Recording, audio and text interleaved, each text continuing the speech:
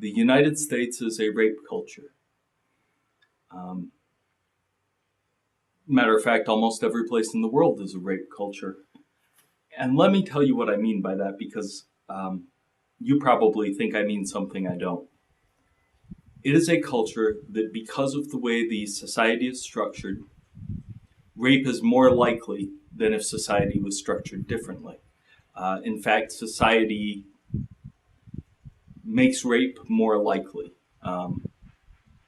The people, to use the term, or the government, but the government is the people, at least theoretically, makes rape more likely. Now, first you have to decide, what is rape? At its core, rape is violating the bodily autonomy and free will of another person. I mean, that's really the core of what makes rape bad. It's certainly a very strong violation of the bodily autonomy and free will of another person. The people have decided that you do not have the bodily autonomy to kill yourself. You do not have the bodily autonomy and free will to choose which drugs to take or choose which soft drinks you want to ingest.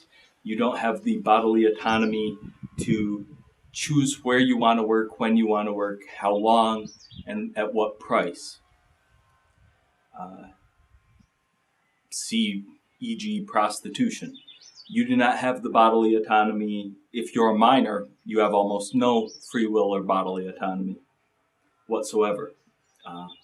So in other words, the people, the citizenry, have decided that bodily autonomy is not an important right, that free will is not an important right.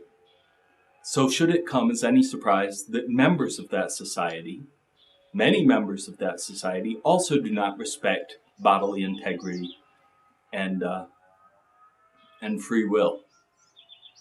It's a natural consequence of the philosophical and political system that's been put in place that says, we don't respect your decisions, we don't respect your body, we can do with it what we want.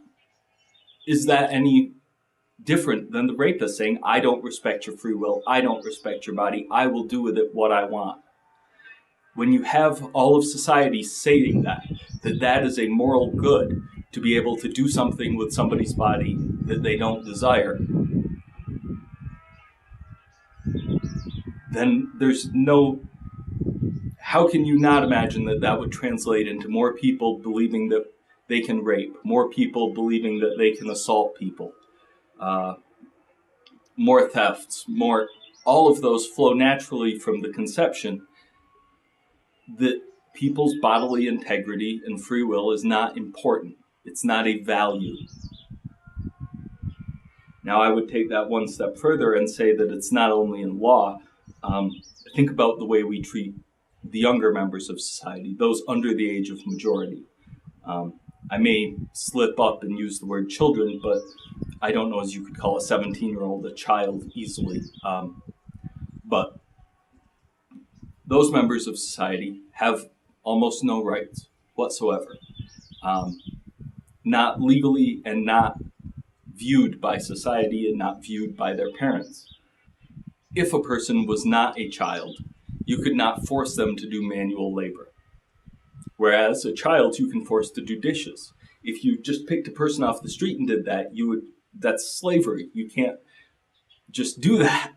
And yet we don't respect the bodily autonomy of children and free will of children or people under the age of majority. Indeed, they can't even vote. So what more proof do you need that they're not even considered humans, that they have no rights, they have no individuality? And of course, if you don't respect the individual rights, why should anyone else? So if society doesn't respect individuals' rights, why should the rapist? Society has said it's okay to violate youth's rights. Indeed, children are told, well, do this because I said so. You don't have a choice. You don't get to have an opinion. is it any surprise then that somebody can walk up to that child and abuse them, and the child doesn't know any better? Of course the child doesn't know any better. You've been telling them they have no choice, they have no free will, they have no bodily integrity. They can be subjected to medical procedures without their consent. Why would they ever think that their consent was necessary for anything? So you can't structure a society like this and then be surprised, oh, there's people that don't respect other people's bodily integrity and free will. Of course not. The whole of society is agreed. We do not respect people's individual and bodily integrity and free will. This is obvious, and so I've finally come around to the feminist and social justice warriors' point of view that yes, the United States is a rape culture. But I actually have a solution, and I've just put it forth. Stop violating people's rights. Stop violating people's free will. Stop telling each other as a society that that's okay. That's a simple solution, and I'm willing to wager that it would drastically reduce the number of real crimes where people's actual rights are violated. So yeah, I just got a little emotional there, which is one of the few things I get emotional about, is when people's rights are violated.